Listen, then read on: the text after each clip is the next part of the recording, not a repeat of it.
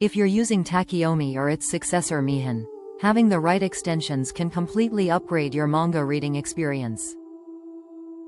In 2025, the extension ecosystem is more active than ever, and choosing the right sources can make a huge difference in what you can read and how smoothly you enjoy it.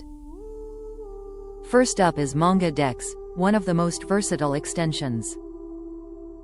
It gives access to a massive, community-driven library in multiple languages, including Japanese originals and fan-translated content. MangaDex is perfect for serious manga readers who want both variety and timely updates. Next, Webtoon brings a huge collection of webcomics and vertical scroll manga directly into your app.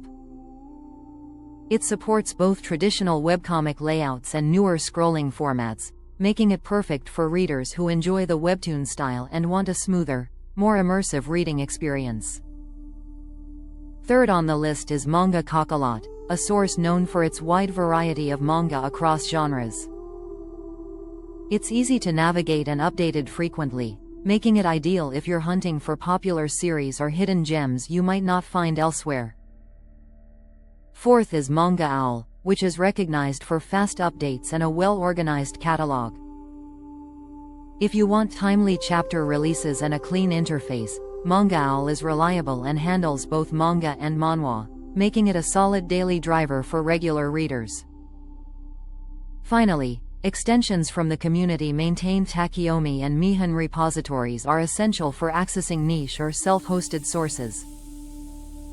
These extensions expand your options beyond the mainstream libraries, giving you access to lesser-known titles and unique collections that aren't available on the big platforms. When adding extensions, it's important to stick to official and actively maintained repositories. Since many extensions are now community-maintained, this ensures they stay updated and continue working smoothly. That's it.